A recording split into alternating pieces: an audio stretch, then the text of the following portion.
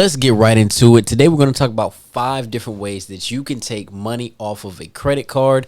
I know you guys have been told a bunch of different ways that you can take money off of a credit card. However, I want to start off with this one way that I didn't even count in the 5 because it's not a way. You're going to get told this, but do not, please, I repeat, do not do this because this is considered fraud.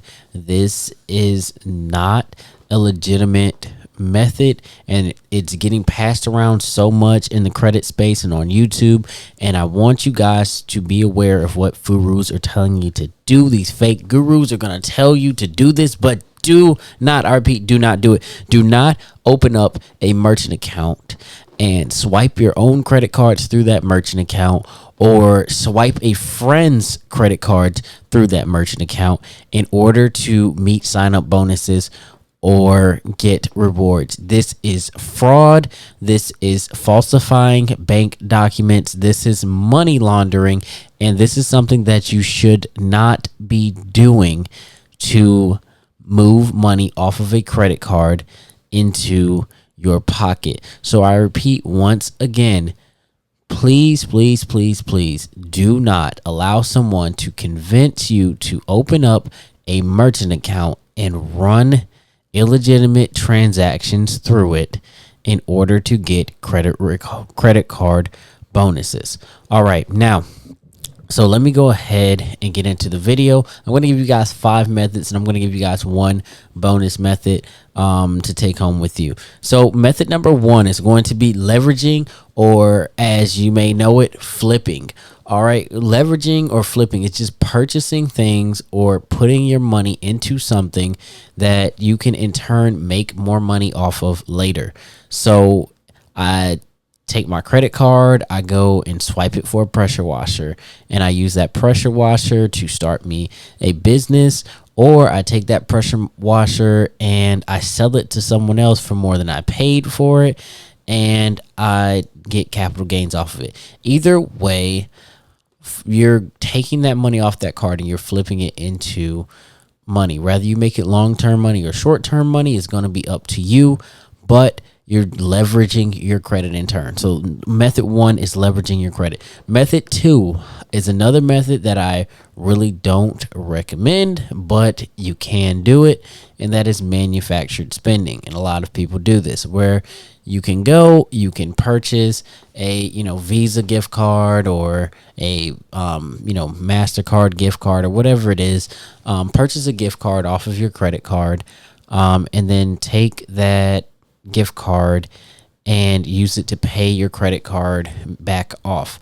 So manufactured spending is a method that you can use if you need to take money off a credit card. I wouldn't recommend doing it during your sign-up bonus period to reach a spending limit, because it can cause that sign-up bonus to get clawed back. As well as, I would read your cardholder agreement and make sure that it's not against your cardholder agreement, because it could potentially get your credit card closed. So be careful once again with manufactured spending. Next is going to be P2P, person to person transactions. So this is going to be like Cash App and Venmo and different things like that. A lot of these apps will allow you to send money to a friend via the app. So you can use P2P, person-to-person transfers through these apps and take money off of your credit card and send it to someone you know. Now, method 4 we're going to get into is the most obvious way and typically the most costly way and the easiest way typically, which is a cash advance. So you can go right into your account. Most banks allow you to do a cash advance online, where you can just transfer money straight from your credit card into your bank account for a small fee. Typically that fee's not super small. It may be $10, it may be $20, it may be more. Sometimes it's a percentage. It just kind of depends. So be careful with those cash advance fees, because they do rack up. Navy Federal is a good bank for that, because they don't do cash advances. For fees, they only do interest. So just be aware of that. And a lot of banks charge interest on cash advances from the moment that they're pulled out, rather than you having a waiting period. So also be aware of that. And method 5, credit cycling. So what is credit cycling? Credit cycling is just paying your everyday bills and expenses with a credit card and cycling that money back by paying your credit card down with your paycheck. And it's very simple. There's a lot of different words that people use for it. I call it credit cycling. Basically, you're cycling cash into credit and credit into what you would have used cash for. So a much used great method when it comes down to hitting sign up bonuses or anything like that. It's just pay everything off of your card and then put your whole check on it and pay it right off. And then the moment you've all been waiting for, the bonus. The bonus for this video. Do not forget that when you open up a bank account, especially with a credit union, they typically allow you to fund that bank account with a credit card. So once again, you can fund that bank account with a credit card.